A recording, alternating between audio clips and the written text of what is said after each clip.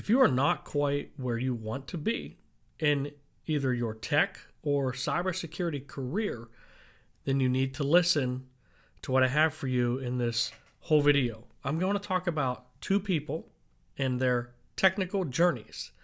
And I want you to figure out which of these people are you. The characters are made up, but the stories are real. So, first we're going to talk about Bob, followed up by Jane. Again, listen to everything and you tell me which one is you. So Bob, he's a great guy. He's a family man. He's an extremely hard worker. He joined the company 20 years ago as a waiter. He was young and ambitious. He quickly became a manager at the restaurant that he was waiting at. He was always good to the people who he worked for.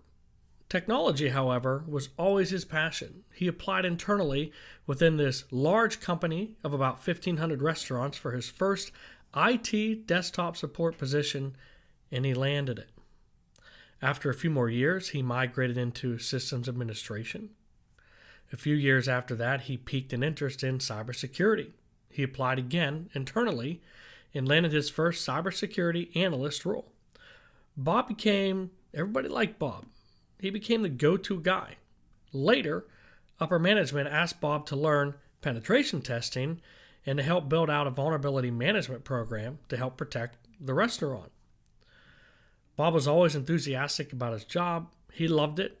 He was always praised by upper management.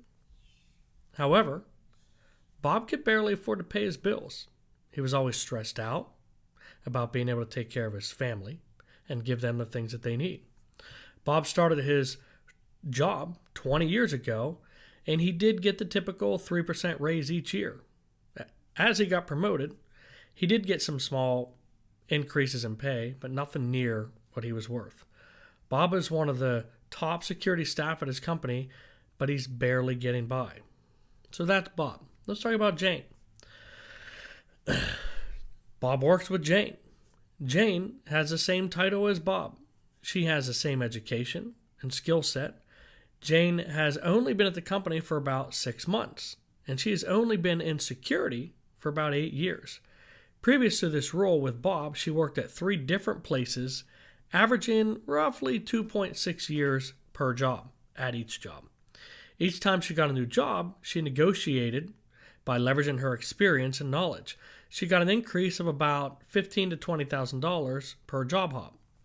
Currently working the same title as Bob, she's making about $45,000 more than Bob. Bob has no clue that Jane makes $45,000 more than he does. So why is this? Why does Jane make so much more at Bob? Well, let's face it. Many companies, they look at the bottom line. Even though Bob is a true asset, they know Bob is loyal.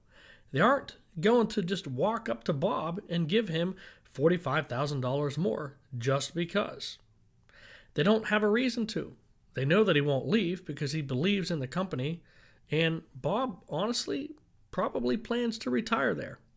So the question is, whose fault is it that Bob is underpaid?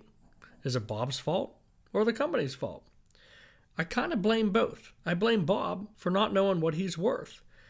He should have negotiated as he moved up with the company, or even explored options with other companies that would pay him what he's worth. He should have learned what he was worth instead of just those 3% pay raises every year.